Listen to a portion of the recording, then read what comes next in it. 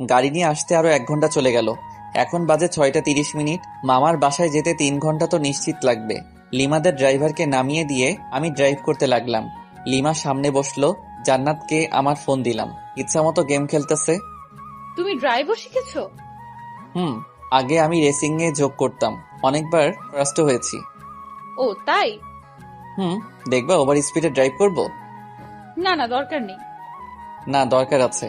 আমি যেসব বললাম তোমার বিশ্বাস হয়নি। ওয়েট। তারপর ওভার স্পিডে ড্রাইভ করলাম প্রায় আধা ঘন্টার মতো। লিমা আর জান্নাত তো প্রায় কাদার অবস্থা, কারণ অত স্পিডে চলা গাড়িতে কোনোদিন কোথাও যায়নি ওরা। কুত্তা, গাড়ি থামা। হ্যাঁ, এখনই গাড়ি দাঁড় করা। কেন? দরকার আছে। অকারণে গাড়ি থামাবো না। আমার দরকার আছে, গাড়ি থামা বলতেছি। ওকে। আমি যখনই গাড়ি থামালাম ঠিক তখনই জান্নাত চুল ছিঁড়তেছে আর লিমা মারতেছে। কেমনটা লাগে? অনেক কষ্টে ওদের থামালাম, তারপর আবার গাড়ি চালাতে শুরু করলাম গরুর গাড়ির মতো। 3 ঘন্টার রাস্তা 4 ঘন্টা লাগলো। মামার বাসায় আসার পর মামা মামি আমাদের দেখে প্রচন্ড খুশি হয়েছেন। রেস্ট নেওয়ার জন্য আমাদের একটা রুম দেখিয়ে দিলেন। জান্নাত মামাতো বোনদের কাছে চলে গেল আর ও ওদের সাথেই থাকবে। 2টা মামা একসাথেই থাকে, তাই বাড়িটাও বেশ বড়। লিমা রুমে গেল।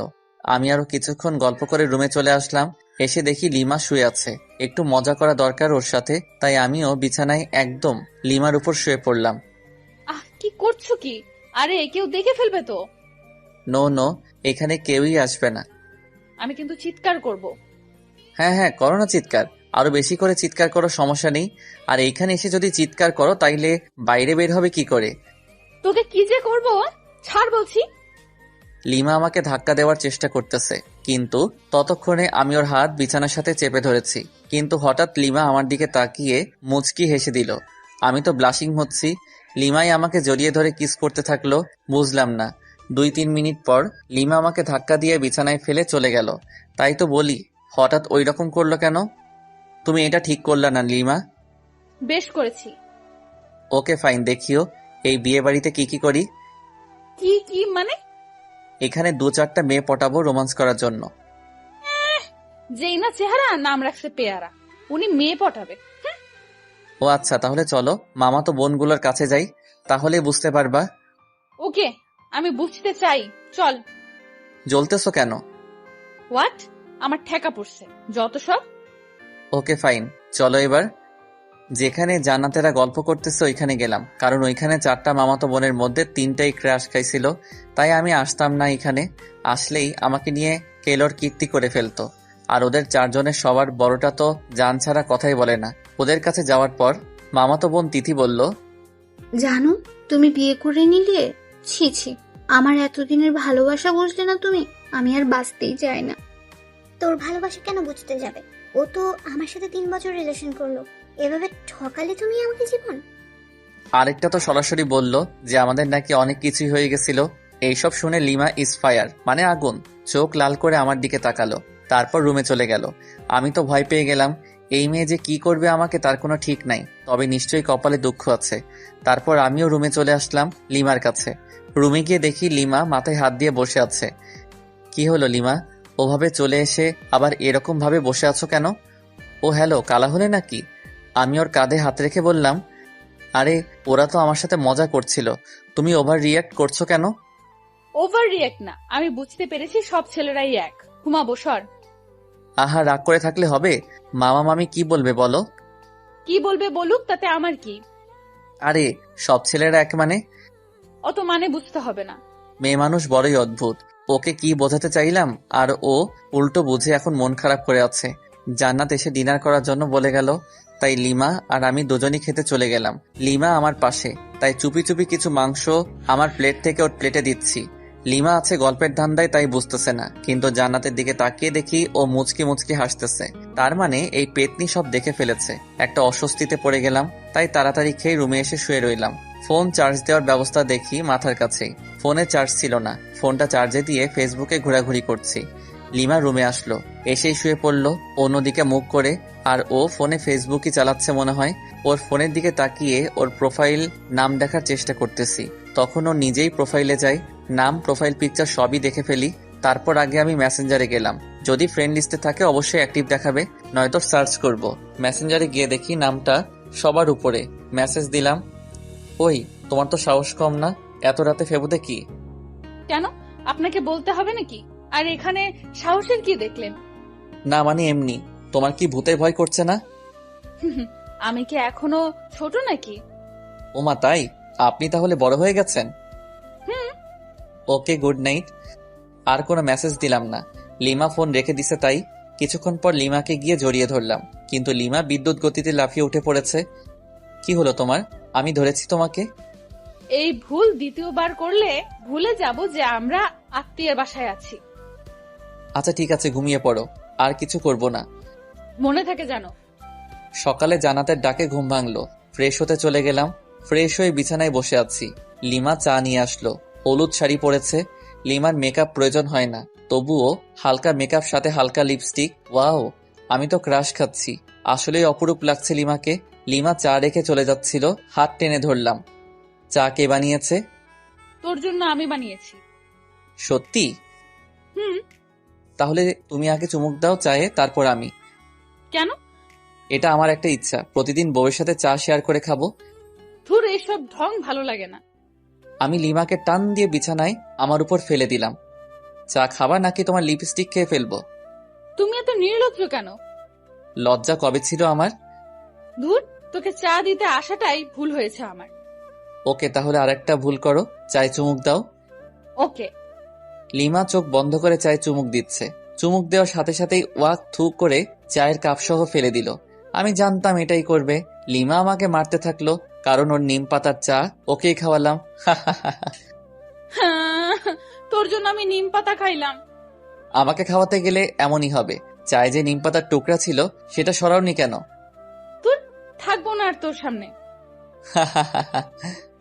ওই, একদম হাসবি না, খুন করে ফেলবো। ওকে ওকে। গায়ে হলুদ অনুষ্ঠান চলতেছে আর আমি মেয়েদের দিকে তাকিয়ে আছি। একটা মেয়েকে দেখে খুবই সুন্দর লাগলো। ভাবলাম ওর কাছে গিয়ে কথা বলি, পা বাড়ালাম, কিন্তু আমার শার্ট পেছন থেকে টেনে ধরে আছে কেউ। পেছনে ঘুরে দেখি লিমা। আমাকে তো শেষ করে দেবে। এখন কি করি? বুদ্ধি পেয়েছি। লিমা আমাকে রুমে নিয়ে গেল। রুমে যাওয়ার পর বুকের বাম পাশে হাত দিয়ে বিছানায় পড়ে গেলাম, যাতে মনে করে হার্ট অ্যাটাক। আর আমি দম বন্ধ করে রাখলাম। লিমা আমার নাকে হাত দিয়ে দেখে শ্বাস চলছে না, তাই বুকে চাপ দিতে থাকে, কারণ বাইরে অনুষ্ঠান চলতেছে। চাপ দেওয়ার সময় আস্তে করে একটা শ্বাস নিয়ে আবার বন্ধ করে রাখলাম।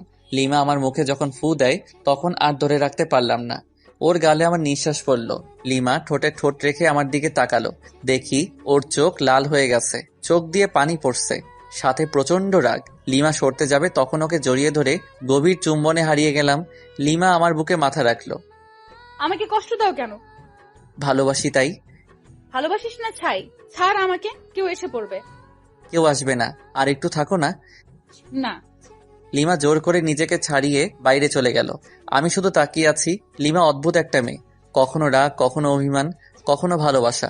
আমি যতই দেখছি মুগ্ধ হয়ে যাচ্ছি। প্রচন্ড টান অনুভব করছি লিমার দিকে, যেন ও চুম্বক, আমি লোহা। দূর থেকে আকর্ষিত হচ্ছি। লিমা দূরে দাঁড়িয়ে আছে, রুমের দরজা দিয়ে লিমাকে দেখা যাচ্ছে। ফ্লাইং কিস দিচ্ছি আর ও রেগে লজ্জায় লাল হয়ে যাচ্ছে। ইশারায় মারতেছে, খুবই মজা পাচ্ছি। মাঝে মাঝে চোখ বড় বড় করে তাকাচ্ছে, তখন দেখতে যা সুন্দর লাগতেছে না, বলে বোঝাতে পারবো না। এভাবে প্রায় 20 মিনিট চলে গেল। তারপর লিমা আমার কাছে আসলো। সমস্যাটা কি তোমার? কেন, কই কোনো সমস্যা নেই তো আমার। তোমার কিছু হলো নাকি?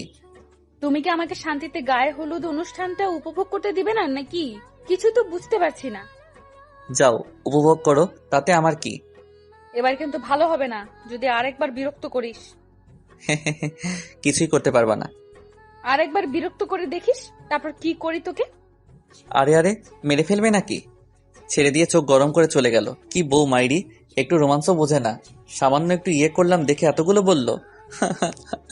লিমাকে আর রুমের ভিতর থেকে দেখা যাচ্ছে না, তাই বাইরে বের হলাম।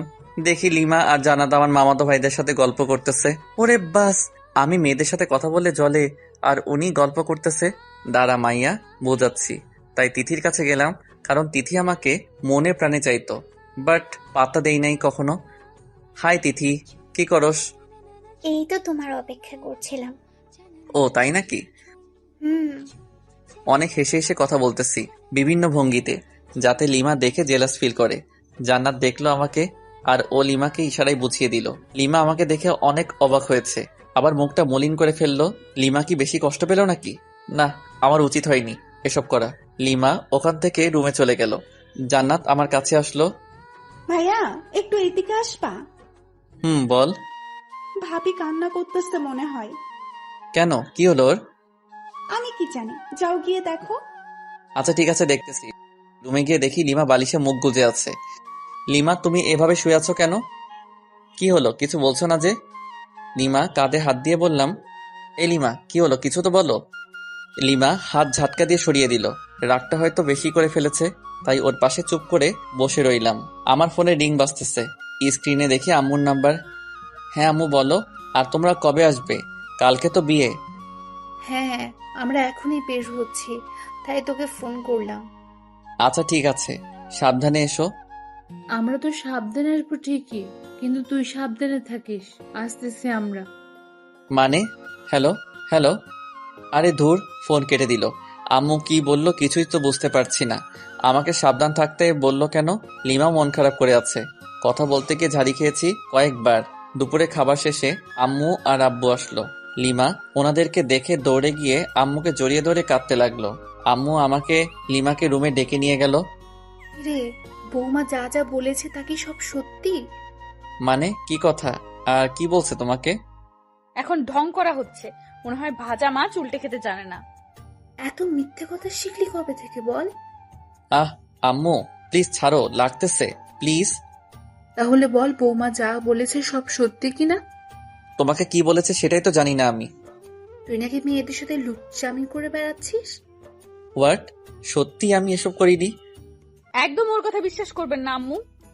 মিথ্যাবাদী শয়তান ছেলে। আম্মু পাগল হলে নাকি? লাগতেছে তো। আচ্ছা তাহলে বৌমাকে সরি বল। আচ্ছা সরি, এবার তো ছাড়ো। বৌমা, তুমি কি একে মাফ করে দিয়েছো? হ্যাঁ, কিন্তু আরো দুবার কান মলে দিন। অতপর আবারও কানমলা খেয়ে বিছানায় ধপ করে বসে রইলাম। আম্মু চলে গেল রুম থেকে।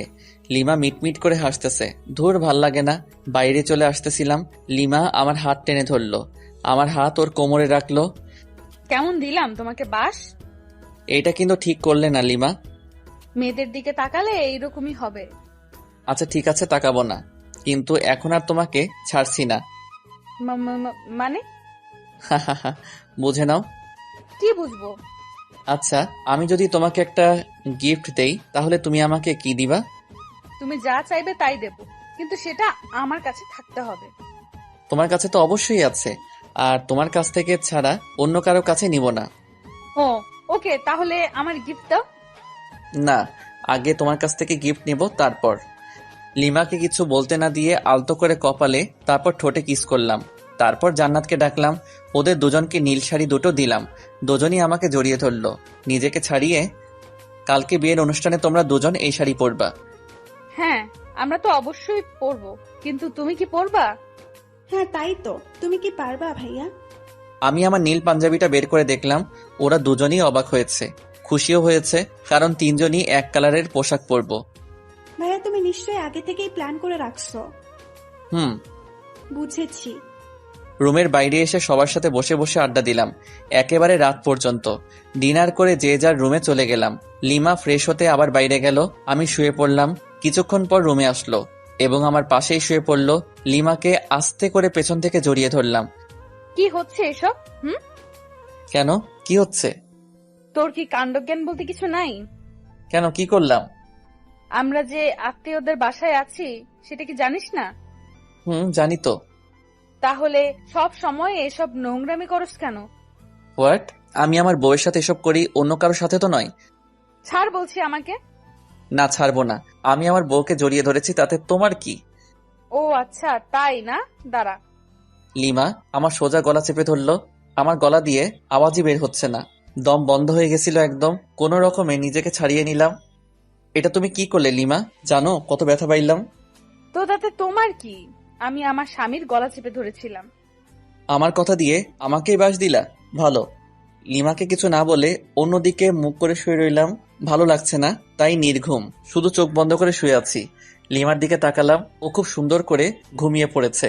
ঘুমন্ত মুখটা দেখতে সুন্দর লাগতেছে। অপলক তাকিয়ে থাকতে ইচ্ছে করতেছে আলতো করে গাল ছুঁয়ে দেই, ঠোঁট ছুঁয়ে দেই, কিন্তু পারছি না, কারণ যদি ঘুম ভেঙে যায় আর আমাকে এভাবে দেখে তাহলে রেগে যেতে পারে। কখন যে ঘুমিয়ে পড়েছি খেয়ালই নেই। সকালে ঘুম ভাঙলো ফোনের রিংটনে। দেখি লিমার ফোন বাজতেছে। ফোন নাম্বারটা তো আমারই। দেখি আমার ফোন নাই, তার মানে লিমা আমার ফোন দিয়ে ওর নাম্বারে কল করেছে। রিসিভ না করে কেটে দিলাম। আবার মেসেজ দিল, আমার ফোন নিয়ে ফেসবুকে যাও তো, লগ ইন করাই আছে। স্ক্রিন লক পাসওয়ার্ডও দিছে। পাসওয়ার্ড মেসেজে দিল। তারপর গেলাম ফেবুতে। প্রথম একটা পোস্ট দেখতে পেলাম, আমার আর লিমার বিয়ের স্ট্যাটাস। প্রায় 100 মেয়ে স্যাড রিয়েক্ট দিছে। কিন্তু আমার ফেবু পাসওয়ার্ড পেলো কিভাবে? ফেসবুকে মেসেজ দিল। মেসেজ ওপেন করে দেখি একটা পিকচার সেন্ড করেছে। আমি ঘুমিয়ে আছি আর লিমা সেলফি তুলেছে। আমি অ্যাংরি ইমোজি দিলাম। কিছুক্ষণ পর লিমা আবারও একটা পিকচার সেন্ড করলো। ওটাতে দেখি লিমা আমার দেওয়া নীল শাড়িটা পরেছে। আমি তো চমকে গেলাম। মেসেজ দিলাম,